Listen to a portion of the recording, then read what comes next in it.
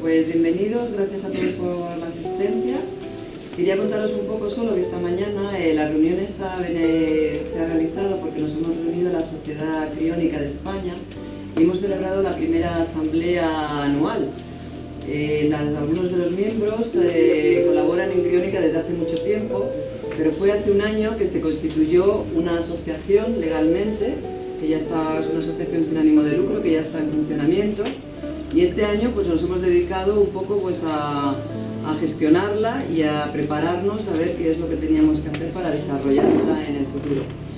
Actualmente contamos con un grupo reducido de socios, pero con bastantes colaboradores y asesores. Muchos de vosotros estáis aquí además y van a participar en estas conferencias porque pensamos que aparte de hacer la asamblea que hemos realizado esta mañana, era una buena ocasión para celebrar unas charlas o unas mini conferencias con las personas que más saben de este tema y que nosotros, algunos son en España, son auténticos técnicos, auténtica gente que sabe mucho y a la que podréis preguntar, porque muchas de las dudas que nos presentan precisamente es qué es la criónica, cómo se desarrolla, en qué consiste, y nosotros queremos en las charlas de hoy y mañana abarcarlas desde todos los puntos, desde el punto de vista científico, desde el punto de vista legal, desde el punto de vista incluso social, o sea que tendremos personas que van a abarcar todas las posibilidades y todas las dificultades con las que la criónica se va a encontrar en España para poder ser una realidad.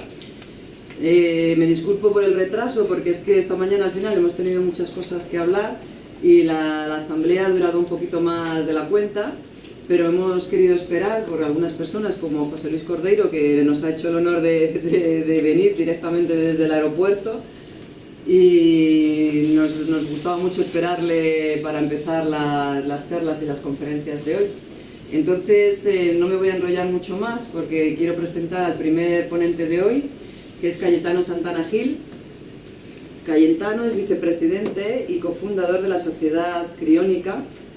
También es fundador y presidente de The Mars Society España, la sociedad, ¿cómo se diría en español? La Sociedad de Marte. De Marte. De los marcianos. De los marcianos.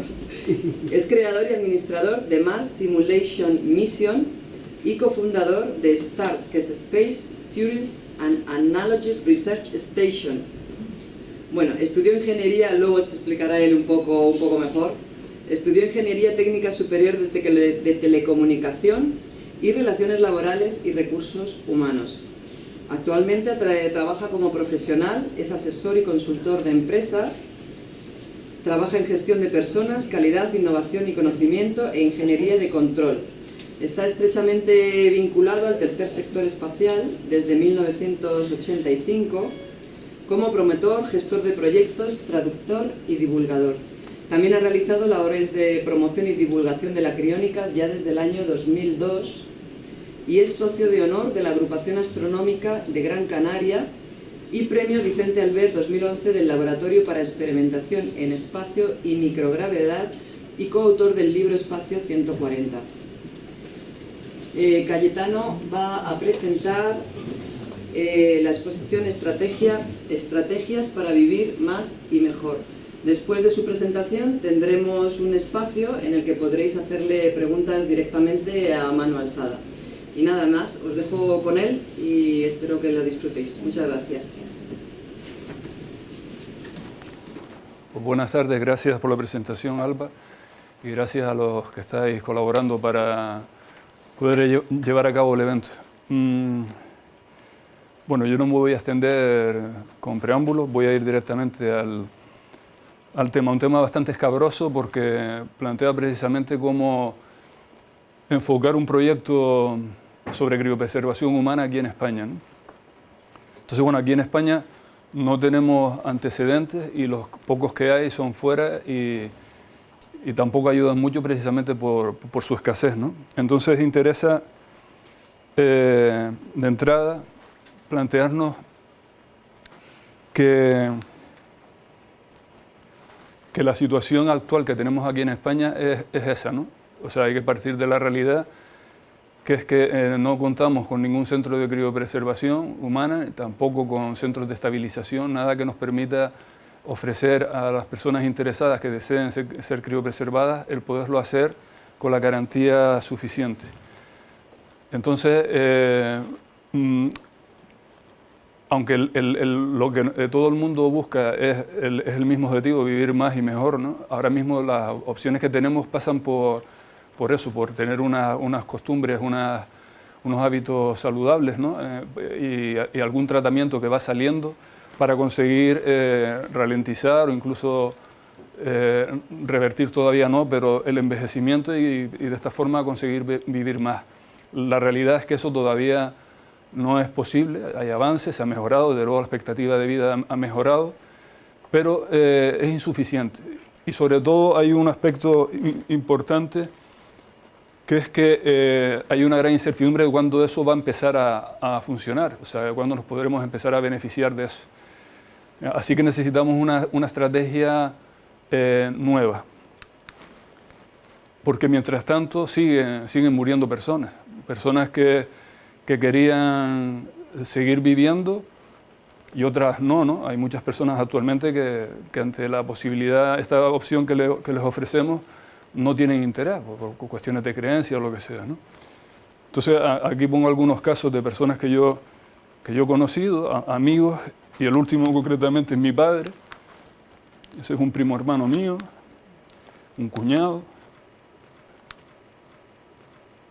Javier Ruiz, con el que empecé a trabajar en esto de la criopreservación desde el año 2002 y que fue es una de las pruebas de que el no tener aquí lo necesario para poder atender a las personas que desean ser criopreservadas, pues puede traer como consecuencia por lo que le pasó a él, que aunque se consiguió criopreservar su cerebro, no se hizo desde luego en las mejores condiciones posibles.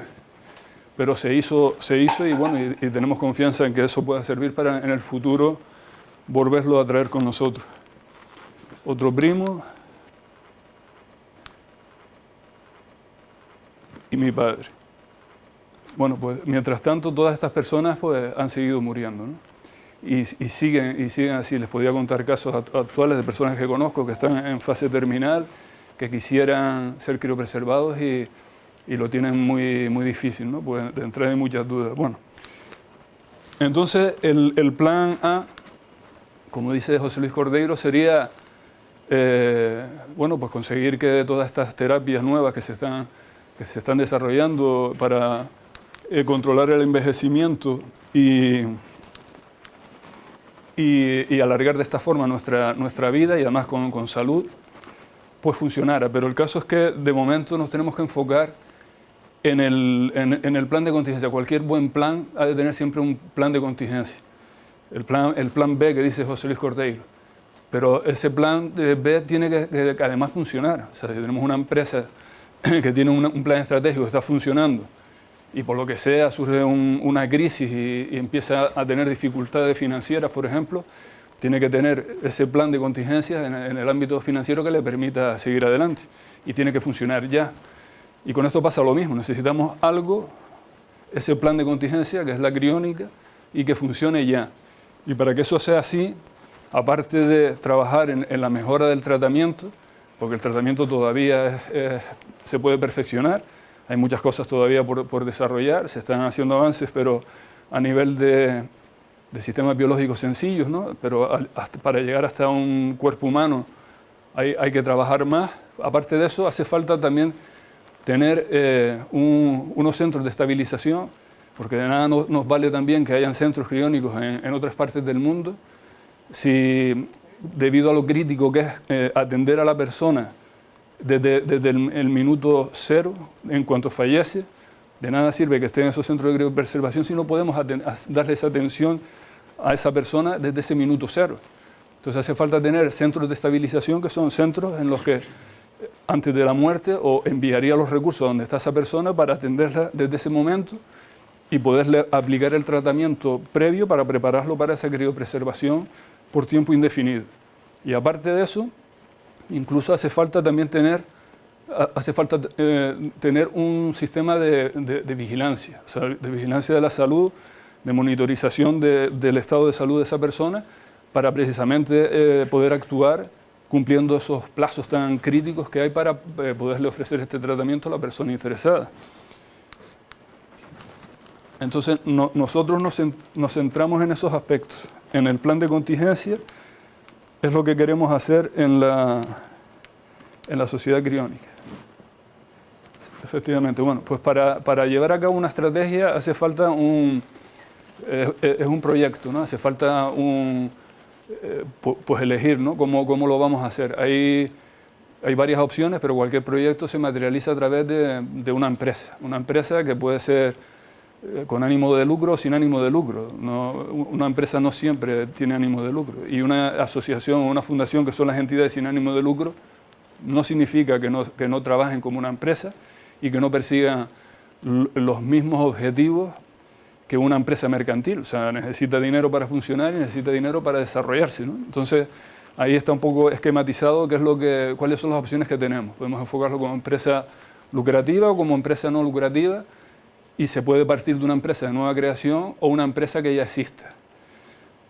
Porque cada una nos ofrece distintas opciones, y si las vamos analizando, lo que pasa es que esa es otra dificultad que encontramos, que es que los criterios para un tipo de entidad como esta que estamos planteando son difíciles de seleccionar, porque no es una actividad económica que esté muy difundida. No se trata de un restaurante, no se trata de cualquier otra actividad de las que estamos acostumbrados, que ya llevan mucho tiempo funcionando, y hay modelos que nos sirven son patrones para poderlos replicar y mejorar, ¿no? En este caso, no. Sí, el patrón, el modelo es la organización en sí, el modelo de organización, pero no para este tipo concreto de actividad. Entonces, eligiendo esos criterios que veis ahí, pues podemos empezar a descartar algunas de las opciones que antes planteaba. Lo que pasa es que en principio digo descartar, pero tampoco es estrictamente cierto, ¿no? Porque esto depende, cada proyecto depende del promotor o los promotores cómo lo quieran enfocar. Porque ni una empresa con ánimo de lucro tiene por qué funcionar ni mejor ni peor que una sin ánimo de lucro. Simplemente es una cuestión del modelo de organización que utilicen, o sea, qué estructura van a tener y qué modelo de gestión van a utilizar para que funcione esa empresa, sea con o sin ánimo de lucro. Porque al final, si no tienen esas dos piezas bien engranadas, no va a funcionar bien, sea de un tipo u otro. Sin embargo, si nos fijamos en el aspecto, en el primer punto de algo que coincida con la misión y la visión y los valores que nosotros defendemos, nuestra filosofía, lo más coherente sería trabajar con una entidad sin ánimo de lucro, porque a nosotros nos parece que la vida humana, de entrada, no es algo que se deba gestionar en cuanto a su extensión, ¿no? Que pueda vivir una persona más tiempo, incluso en cuestiones de salud, enfocarlos estrictamente desde el ámbito del lucro. Se puede hacer, y de hecho, en este caso concretamente, consideramos mejor hacerlo desde el ámbito no lucrativo. Entonces, al final es lo que comentaba.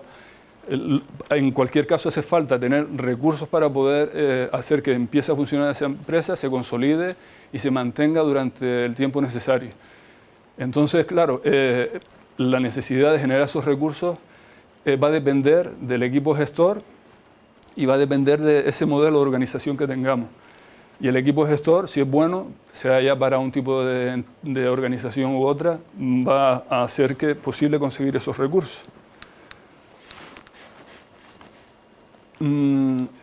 Ahí pongo que la biostasis médica o la criopreservación humana es otra forma de decirlo, que no es rentable en sí mismo, o sea, como único bien a ofrecer a un cliente, no sería rentable.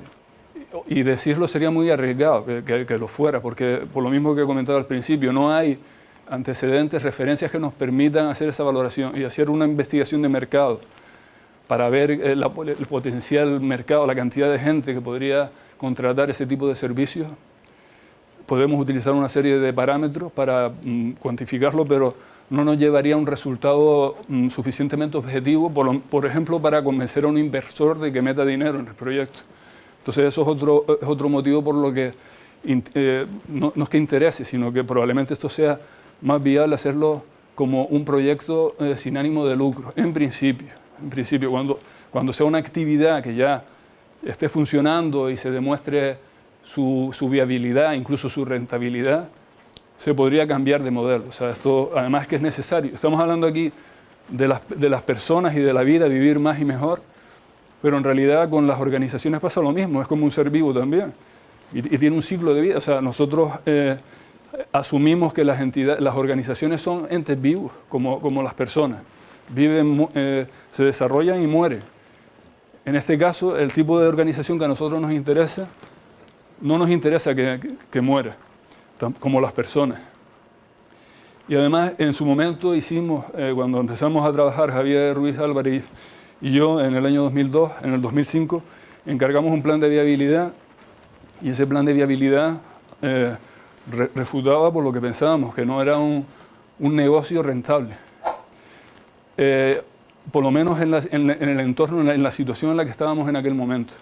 En una España en la que todavía este tema era bastante desconocido y aparte de que también la cultura nuestra no favorecía que arraigara, ¿no?, ese concepto, esa opción en la sociedad.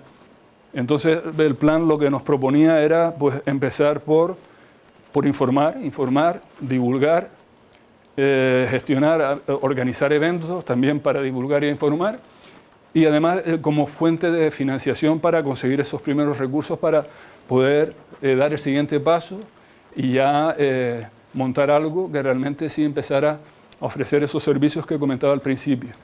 Y ahora, a raíz de la creación de la constitución formal de la Sociedad Criónica en diciembre del año pasado, pues ya nos hemos preparado otro plan de viabilidad y la conclusión es la misma. El entorno, se hace el DAFO, ¿no?, las debilidades, amenazas, fortalezas y oportunidades que ofrece esta idea, pues bueno, es muy parecido, no ha cambiado las circunstancias, con lo cual enfocado como negocio de lucro, lucrativo, no cambia. Y no confundamos. Una entidad sin ánimo de lucro persigue, como dije al principio, generar el mayor número posible, o sea, la mayor cantidad de ingresos posible. O sea, necesita generar muchos ingresos, mucho dinero. La única diferencia es que ese dinero no se traduce en beneficios, sino en ingresos para invertir, para revertir sobre la propia actividad de la asociación. Una sociedad limitada, por ejemplo, también lo puede hacer, pero en principio probablemente tenga inversores que no quieran solamente que todo se invierta de nuevo en la actividad, sino que se reparta entre ellos. Y de hecho se hace, ¿no?, una parte. O sea, todo es posible. No es tanto la fórmula, sino cómo se haga, ¿no? Cómo que haya un equipo gestor, que hayan todos los elementos necesarios para que funcione. Lo que pasa es que ahora volveré sobre el tema de la duración.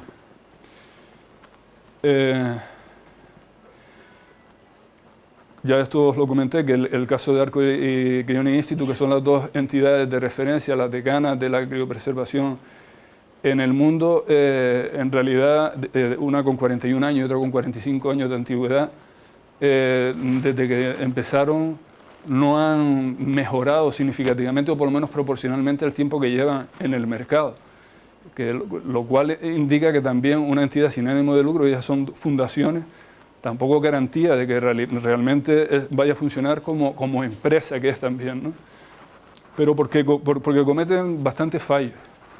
Uno de ellos, por ejemplo, es que Alco ahora es cuando se está planteando, por ejemplo, introducir en su modelo de gestión la gestión de calidad, o sea, procedimentar todo, ¿no? O sea, que haya un procedimiento, un manual de calidad en el que estén recogidos todos los procedimientos, de manera que no se dé el problema que el propio Max Moore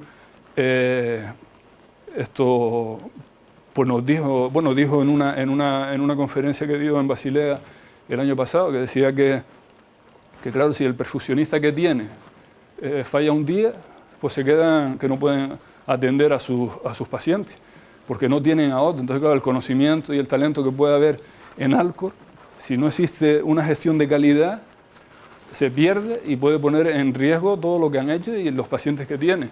Y no solamente eso, muchas más cosas. Porque gestionan las entidades sin ánimo de lucro como si fuera asumiendo que son entidades deficitarias por definición, y no es así. Una entidad sin ánimo de lucro puede ser la más rentable del mundo, y de hecho tenemos muchas pruebas. Hay asociaciones sin ánimo, asociaciones o fundaciones que son las empresas más rentables o que más ingresos generan en el mundo. O sea que eso no es así necesariamente.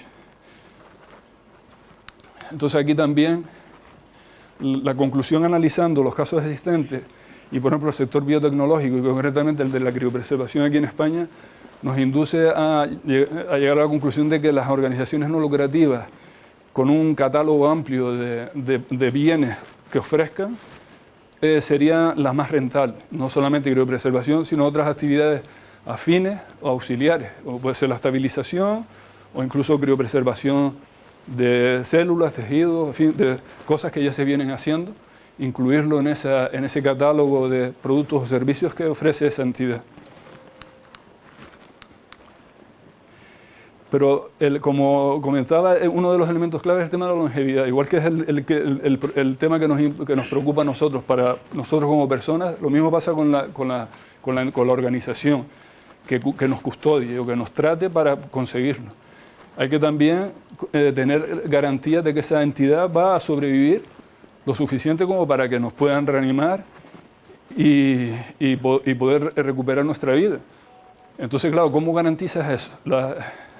Max Moore también hizo en Basilea un análisis de las organizaciones en general y se basaba en análisis recientes de un especialista en el 2011 que al final identificaba una serie de factores que influían en la longevidad organizacional, ¿no? Que también, como dije, es un ser vivo y tiene un ciclo de vida. Bueno, las más longevas suelen ser grandes empresas.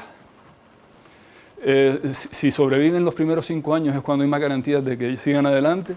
Suelen estar planteadas como familias, o sea, defienden los mismos valores que la familia. O sea, sobre todo el sentimiento de pertenencia es muy importante.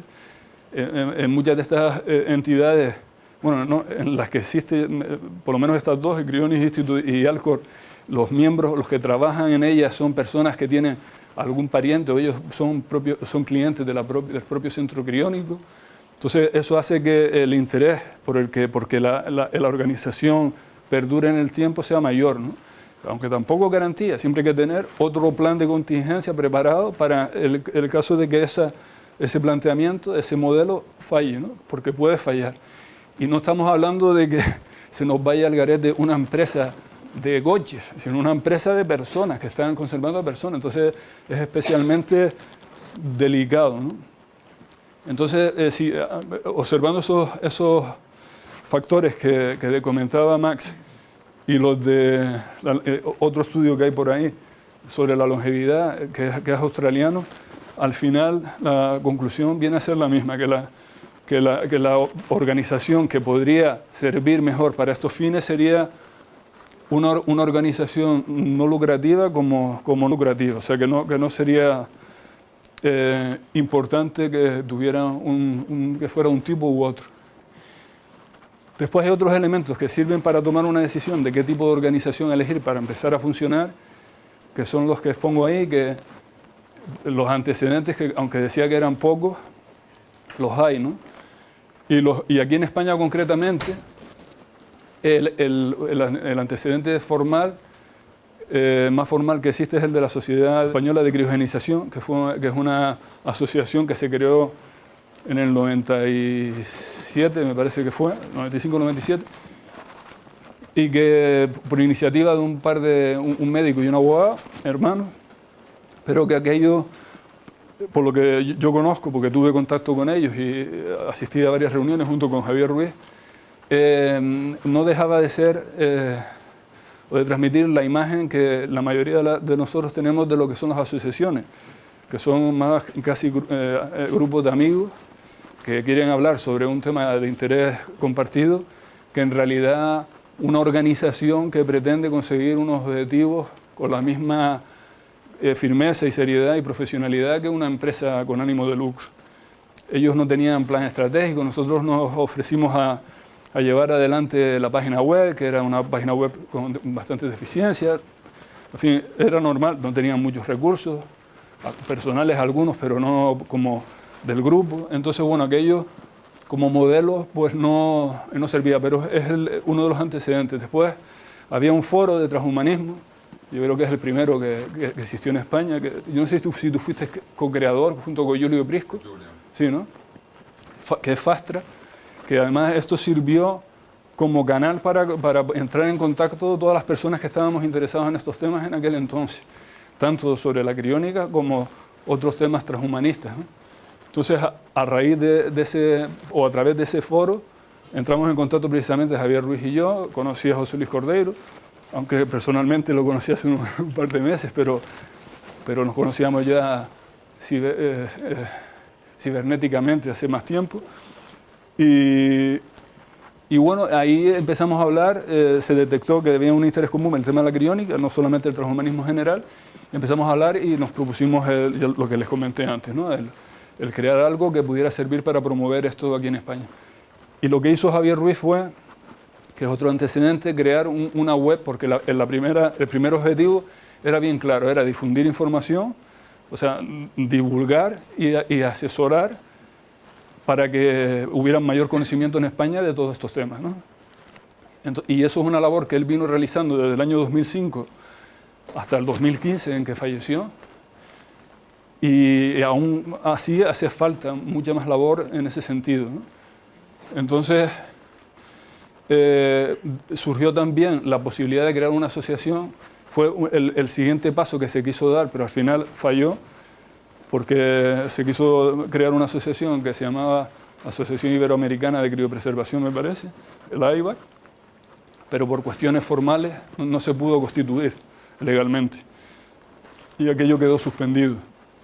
Con lo cual en España la situación ha cambiado poco entre aquel entonces y ahora, y además nos sirve para aprender, las lecciones aprendidas de esa experiencia es precisamente, bueno, pues lo que no se debe hacer y lo que sí se debe hacer que da resultado, como es el tema de la divulgación y la diseminación, vamos, de la información relacionada con la criónica.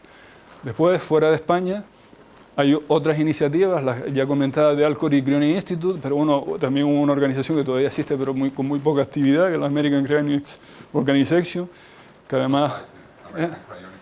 Sí, Society. La organization no existe, ¿no? Es Society, que es además la que le ha pasado a algunos de sus pacientes al Cryonics Institute, ¿no? Porque no tenían capacidad para poderlos atender a todos. Pues probablemente por el mismo motivo, porque la organización, su gestión al final no cumplía los requisitos para poderlo hacer. Pero ese es otro factor que hay que cuidar, la posibilidad de tener ese plan de contingencia de que si tú no te puedes encargar, haya otra entidad con la que haya alguna especie de alianza estratégica, algún tipo de acuerdo que permita salvar a esas personas, ¿no? Después están otros como Oregon Cryonics, que solo hacen neuropreservación, que también es una entidad sin ánimo de lucro. Bueno, era sin ánimo de lucro, pero ahora están como queriendo cambiar de forma jurídica. Los de CrioRus, que también son sin ánimo de lucro, pero que ahora han sacado un proyecto vinculado a la criónica espacial, que han abierto una iniciativa con criptomonedas para recaudar fondos para llevar a cabo ese proyecto. No sé, es criticable porque es una cosa, ellos tienen falta de muchos recursos para poder hacer lo que están haciendo actualmente. Meterse en un proyecto de este ámbito pues parece un poquito fuera de lugar, pero bueno, tienen sus proyectos y están haciendo sus cosas, pero es entidad sin ánimo de lucro. Osiris, Back to Life, que es una empresa, una sociedad limitada que está en Florida, que ellos, claro, como empresa, generan un inconveniente para el que quiera acceder a este servicio, que es que, claro, los precios son desorbitados. Porque luego tendrán, aunque el inversor principal es el dueño prácticamente, tendrán inversores a los que les tiene que dar una rentabilidad, o por lo menos para él mismo. Él se lo plantea como negocio y lo que quiere sacar es dinero, punto. Le interesa mucho el tema de criopreservar a las personas por lo que es y por su propio interés incluso, pero también generar todo el dinero que pueda. Es una forma de enfocarlo. De momento yo no tengo información de cómo les va, pero parece que no se han movido mucho, que no tienen muchos clientes. Después la Cryonics Association Australasia es más o menos de reciente creación a nivel de Australia, con el apoyo creo que del Crioni Institute, están ahí también intentando organizarse para ofrecer este servicio, sobre todo de apoyo en principio, como queremos hacer aquí en España a través de la Sociedad Criónica, y también son entidades sin ánimo de lucro. Después Crionis en China es igual que la anterior, y de hecho tuvieron el primer caso exitoso en China hace poco, que fue uno de los perfusionistas, bueno, el principal perfusionista de Alcor, Aaron Drake, fue a asistir allí y están montando lo necesario para poder ofrecer ese servicio allí en China, y a través de una empresa que están creando, se llama International Cryonics Experts o algo así, o Cryopreservation Expert, una empresa, nueva creación que quieren ofrecer servicios de estabilización en todos aquellos países que haya una masa crítica de clientes suficiente, ¿no? Y una de ellas puede ser España, y es algo en lo que estamos trabajando, para tener esa cobertura aquí en España sin necesidad de que sea la propia sociedad criónica la que cree esa estructura, esa organización. Y después está un caso, hay alguno aquí en España, pero hay uno en Estados Unidos que se llama Cronos, que es un chico que yo sepa que ha puesto en una página web de esta de Indiegogo, ha puesto para captar fondos por crowdfunding. Pero lo que pone en toda la página, que sí es mucho texto, no dice nada, porque no demuestra nada. Solo dice que todo lo que quiere hacer, todo lo que se puede hacer, todo lo maravilloso que es, pero no tiene nada, o sea, está vendiendo humo y pide, no sé si son mínimo de $100,000. Entonces, con estas iniciativas hay que tener mucho cuidado por inviables, por lo menos aparentemente, y por perniciosas además, porque si van mal en entornos como el nuestro, un proyecto de ese tipo, que pueda terminar en alguna especie de timo o estafa, echaría al traste mucho trabajo del que están haciendo actualmente personas serias aquí en España interesadas porque esto vaya hacia adelante. Entonces, analizando todos estos casos, al final uno llega a la conclusión de que parece que la mejor fórmula también es una entidad sin ánimo de lucro. Un segundo, ¿has dicho que Criorus es sin ánimo o con ánimo? No es sin. Lo que están haciendo ahora, eso de captar fondos para el proyecto SEO, para el tema espacial, de enviar muestras biológicas al espacio para que lo preservas. No, sí, están captando fondos, pero para eso. ¿Sí? Yo estuve ahí con la ayuda que dijo después. Pues la página web pone en algún sitio como que es una entidad non-profit. En eso ya de entrada casi todas las organizaciones que hay por ahí son bastante opacas, no ya solo en la forma jurídica que tiene, sino además en la estructura y el modelo de gestión que están haciendo, porque no ponen apenas información, lo más que ponen es la estructura, pero poniendo eso por las diferentes plantillas, ¿no? Los diferentes cuadros de directores, no sé qué tal, la junta directiva, pero no dan detalles de cómo están organizadas.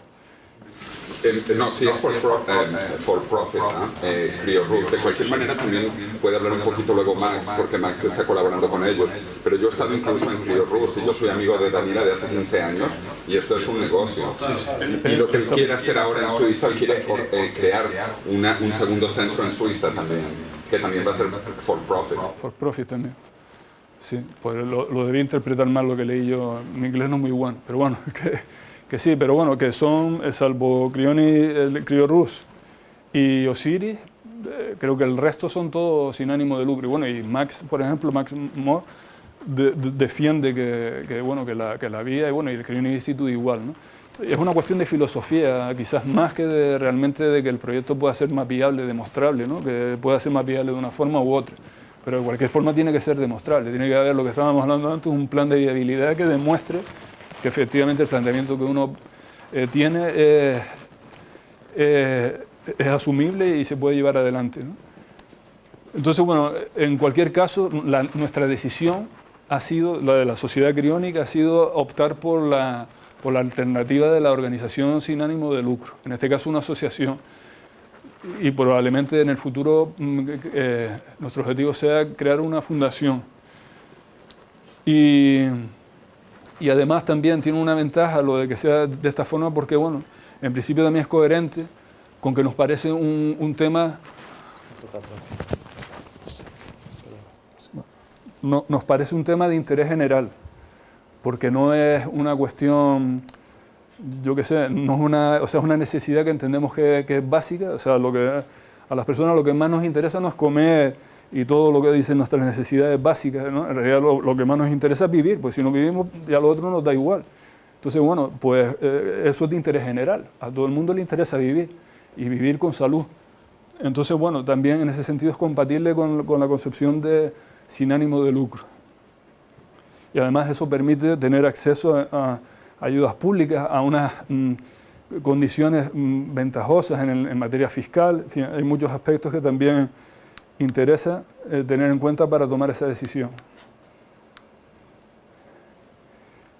Antes lo comentaba ya, el modelo de organización de Alcor, yo estuve indagando lo que tienen en la página web, porque después eso, a nivel de comunicación, también tiene sus deficiencias, pero la estructura más o menos es la que pone allí, que es una estructura tipo para una entidad sin ánimo de lucro, en la que hay una junta directiva, un consejo de dirección, que la dirección ejecutiva, que es ahí donde el presidente es Masmor, y después tienen una serie de empleados. Y sobre todo, pues, como tienen un fondo para la atención del paciente, también tienen a una persona o unas personas que se encargan de gestionar ese fondo de la forma más eficiente posible, ¿no? Y asesores y consejeros en el ámbito científico, en fin, legal, en todos ellos, ¿no? Pero lo que quizás más interesa es el modelo de gestión en cuanto a que ellos pues, plantean esto también como una familia, ¿no? O sea, que todos se sienten muy identificados con la misión, con la visión que tienen del proyecto. Además, en la junta directiva y entre los directores se eligen entre las mismas personas y entre ellos mismos. O sea, intentan controlar que la estabilidad de la entidad, manteniendo el control de las personas que participan en ella, porque es verdad que en las asociaciones, igual que en las empresas, según a quién le des entrada, a qué socio le des entrada, se pueden generar conflictos que no signifiquen solamente un tiempo de vacas flacas, sino incluso la propia destrucción del proyecto. Entonces, claro, eso volvemos a un ejemplo cotidiano, ¿no? No es lo mismo que eso pase en una panadería, ¿vale? Cierra la panadería y se acabó, a que pase en una empresa que están custodiando a personas, ¿no?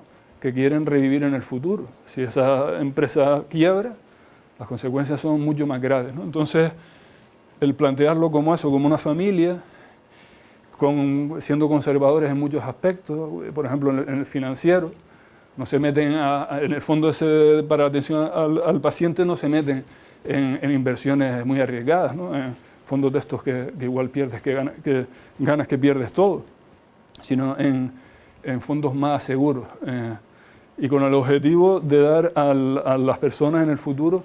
Ellos asumen incluso que en el futuro igual no hace falta el dinero, pero por si acaso hay que estar preparados y quieren tenerlo. Lo que pasa es que obligan. Si te quieres hacer socio de Alcor, tienes que contratar eso también, ¿no? El entrar en ese fondo. El Crioning Institute no, y por eso es más barato, en gran medida, ¿no? Y después lo que comenté al principio, uno de los defectos que han tenido hasta ahora es que no gestionaban, por ejemplo, la organización de una forma sistematizada. Lo hacían un poco al tuntum, ¿no? O sea, al buen entender de cada uno. Y eso es totalmente irresponsable. O sea, estrictamente es totalmente irresponsable.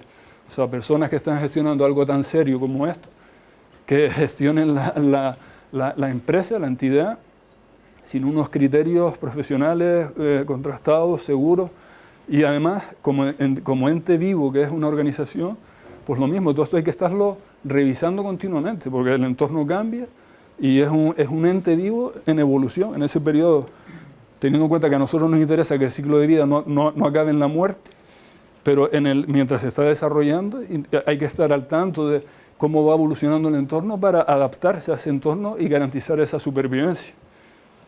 Eso el Alcor no lo estaba haciendo, el Crioning Institute tampoco. Este es el caso del Crioning Institute. La estructura que tiene es un poco más sencilla, pero básicamente es la misma. No les hace falta complicarla más. Y el modelo de gestión, pues lo mismo, salvo que ellos venden, que son las más antiguas y que también tienen profesionales muy capacitados para atender a sus pacientes. Pero en todo lo demás coinciden mucho con Alcor. En definitiva, nuestra elección ha sido esa, o sea, para llevar a cabo el proyecto este aquí en España, hacerlo a través de una entidad sin ánimo de lucro, una asociación, la Sociedad Criónica, que ya está constituida desde diciembre de 2016, y que nuestro también un factor clave para la longevidad de nosotros nos parece que es esos valores de la familia, fundamentalmente el de la pertenencia, o sea, que los que estemos participando antepongan siempre nuestra misión frente a intereses personales y de cualquier otro tipo, porque eso es otro de los motivos por los que fallan muchas iniciativas ciudadanas sin ánimo de lucro, asociaciones, porque al final muchos pretenden que prevalezca su criterio, sus intereses personales frente a lo que nos mueve. Yo lo digo por experiencia, porque como antes comentó Alba, he estado vinculado a asociaciones ya en el pasado, por ejemplo, una agrupación astronómica, y eso pasaba, era muy fácil que las personas que estaban allí olvidaran que lo que nos había unido en esa asociación era nuestro interés común, el de compartir la astronomía. Y al final nos perdíamos en discusiones y en guerras y rencillas personales absurdas que lo que hacían era perjudicar a todo el mundo y sobre todo a la astronomía. A la astronomía en este caso como afición, ¿no? Que bueno, es otro tema que daría mucho para hablar. Y el modelo de gestión nosotros nos lo pretendemos plantear desde un principio como un modelo de gestión sistematizado, un modelo de gestión de calidad.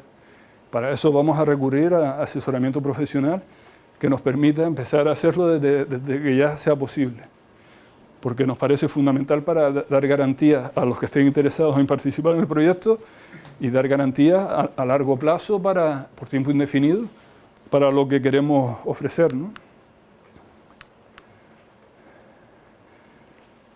Y bueno, y hay referencias, o sea, la sociedad criónica básicamente va a ser una entidad del ámbito sanitario y como tal pues nos interesa adoptar los criterios y los sistemas que utilizan los centros sanitarios para funcionar. Es la mejor referencia que tenemos aquí en España. Es igual que una cosa tan evidente que tampoco, que yo sepa, se está haciendo en Estados Unidos, por ejemplo, a nivel del personal que trabaja en estos centros, que es la prevención de riesgos laborales. Me levante la mano si tiene una empresa y que la esté cumpliendo a rajatabla. O el tema de la formación. Sí, pero es una cosa que todavía están muchos batallando para que se entienda que no es un gasto, es una inversión. Porque eso de que tú protejas a tus trabajadores es una inversión. Lo que pasa es que todo es una cuestión de planteamiento. Al final da igual que estés además en una empresa lucrativa o no, al final es algo igualmente importante. Eso y la formación y otras tantas cosas que no se hacen bien porque se asumen como gastos y no lo son. Son importantes y sobre todo si uno quiere que la entidad dure por tiempo indefinido. Y en principio nada más, esto es todo. Gracias.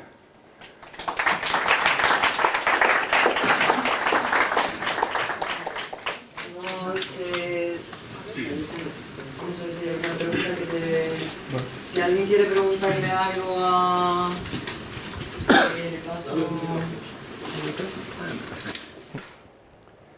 Cayetano, yo quería conocer tu opinión sobre estos sistemas de criopreservación en órbita baja que has comentado como conocedor de la astronomía y de la criogenización. ¿Qué te parece? ¿Si son viables o...?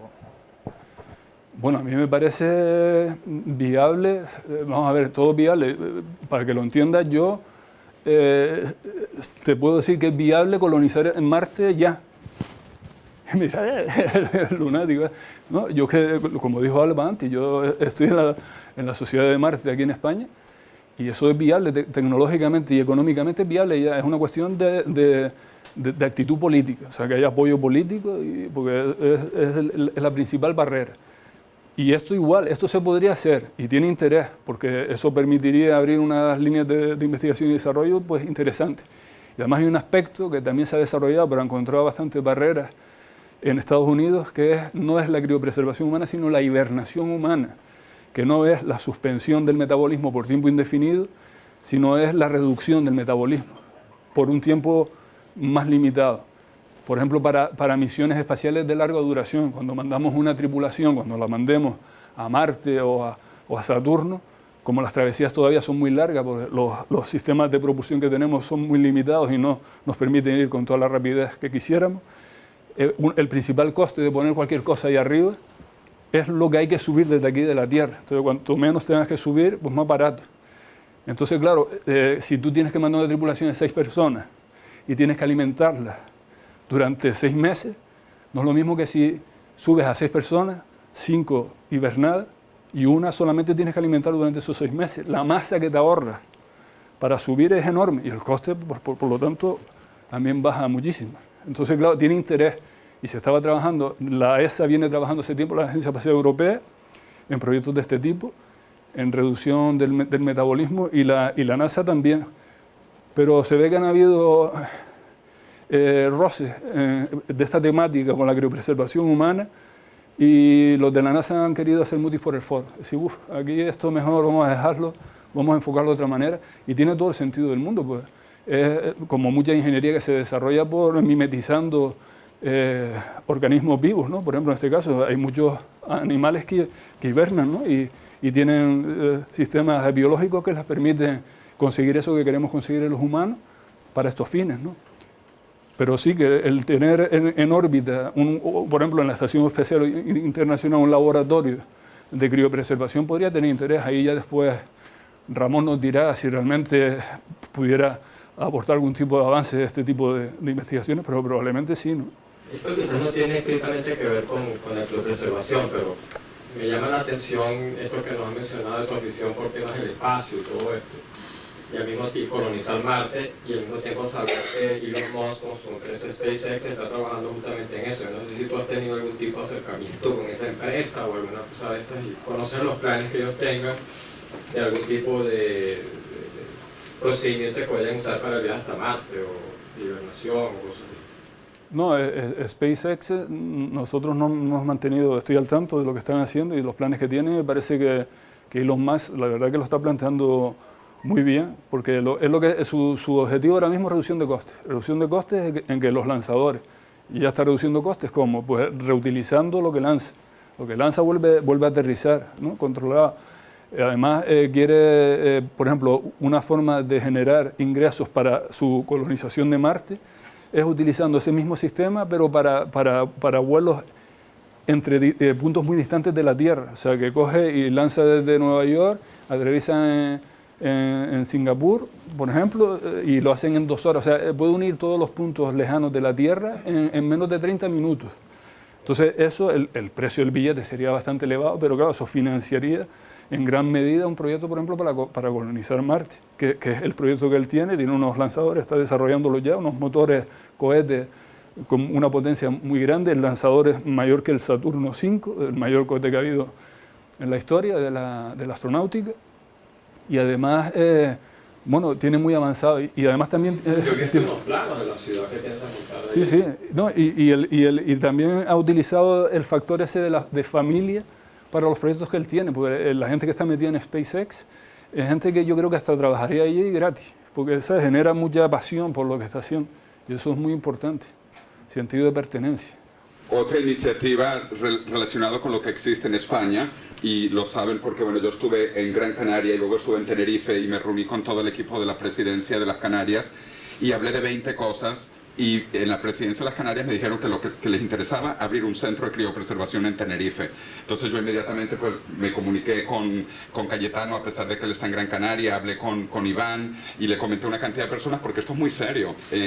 Tenemos que llevar esto adelante de una manera sistemática, real, creíble, porque que tengamos al presidente en una de las comunidades, esto es importantísimo, ¿no? Lamentablemente yo los invité para que vinieran acá y Alba hizo el seguimiento, pero es que este es un fin de semana malo.